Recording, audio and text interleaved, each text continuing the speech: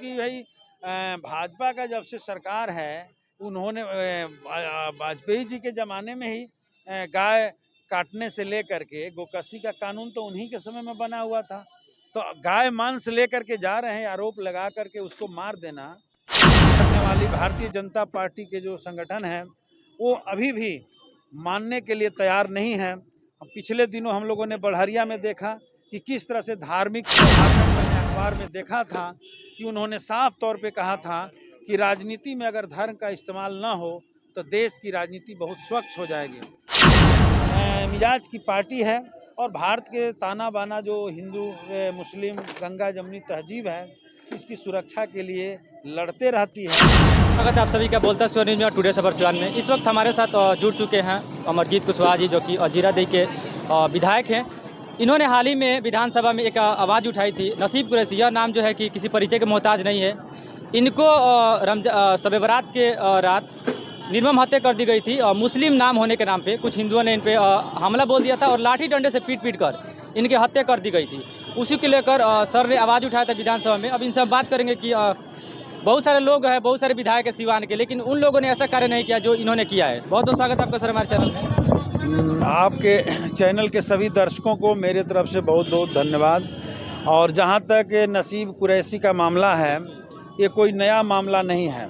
जब से नरेंद्र मोदी की सरकार देश में बनी है, पूरे देश में मॉब लिंचिंग की घटनाएं लगातार हो रही है।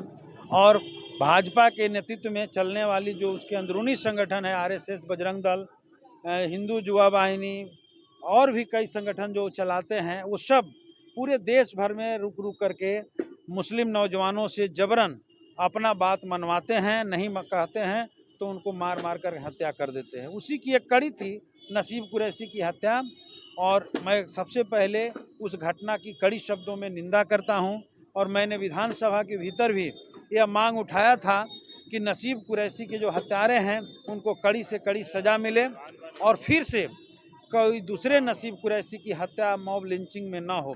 लेकिन अफसोस की बात है कि नफरत की राजनीति करने वाली भारतीय जनता पार्टी के जो संगठन है, वो अभी भी मानने के लिए तैयार नहीं है। पिछले दिनों हम लोगों ने बढ़हरिया में देखा कि किस तरह से धार्मिक त्योहारों का सांप्रदायिक इस्तेमाल उन लोगों ने किया। और कल तो हद हो गई कि सारे लोग ने रामनवमी को, भगवान राम भी अगर होते तो इस तरह की इजाज़त नहीं देते। हर धर्म, कोई धर्म नहीं है जो दूसरे धर्म का मुखालफत करता है। सब धर्म एक दूसरे धर्म का सम्मान करता है। और हमारे देश में जो संविधान है वो सभी धर्मों का सम्मान करता है, सभी धर्मों को आज़ादी देता है और हर लोगों को कहता है कि अपने अपने घरों में, अपने अपने मजहबी स्थलों पर अपना अपना धर्म का आचरण कीजिए, मनाइए, अपना पूजा पाठ कीजिए, आप नमाज कीजिए, आप प्रार्थना कीजिए। लेकिन हमारे देश में भाजपा के आने के बाद हम लोग देख रहे हैं कि ये भी आज़ादी अब हमारी सुरक्षित नहीं है और धर्म का पूरी तौर पे ये लोग राजनीति में इस्तेमाल करना शुरू कर दिए हैं। मैं धन्यवाद देता हूं हिंदुस्तान के सुप्रीम कोर्ट को, जिसका कल का एक स्टेटमेंट मैंने अखबार में देखा था कि उन्होंने साफ तौर पे कहा था कि राजनीति में अगर धर्म का इस्तेमाल ना हो तो देश की राजनीति बहुत स्वच्छ हो जाएगी। तो ये बात सही है कि हमारे देश के सुप्रीम कोर्ट ने भी चिंता जाहिर की थी और हमारी भी चिंता है कि देश में के राजनीति में धर्म का इस्तेमाल नहीं होना चाहिए। अगर धर्म का इस्तेमाल होगा तो निश्चित है कि और भी बहुत सारे नसीब कुरैशी की जाने जाएंगी।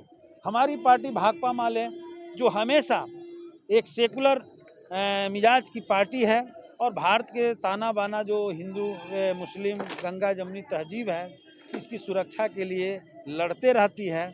इसी के तहत हमने देखा कि नसीब कुरैशी की हत्या हुई, हमने विधानसभा के भीतर इस बात को उठाया था और अब उठाया ही नहीं है।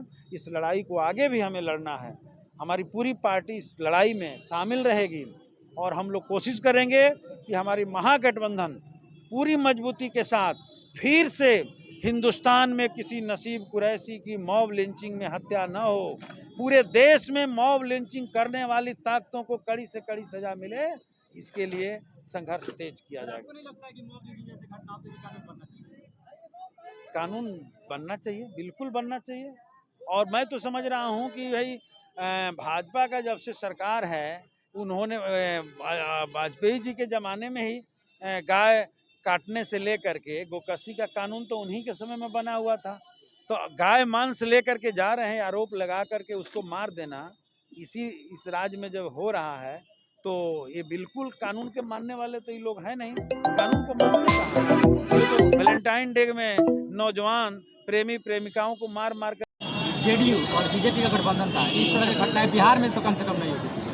महागठबंधन की सरकार बनने के बाद भी ऐसी घटनाएं सामने नहीं आई। ऐसा बात नहीं है। समस्तीपुर में मॉब लिंचिंग की घटना, कटिहार में मॉब लिंचिंग की घटना और कई मॉब लिंचिंग की घटनाएं आप रिकॉर्ड उठा कर देखिए तो उस समय भी होती थी। और बिहार ही नहीं, पूरे देश में ये लोग करते रहते हैं। और अब तो सत्ता से हटे हैं तो थोड़ा और बौखला गए हैं। सत्ता का मलाई जब नहीं मिल रहा है तो और भी साजिश करके अपराध और मॉब लिंचिंग की घटना भाजपा के लोग करवा रहे हैं। तो सत्ता की हटने का बौखलाहट है, मलाल भी है।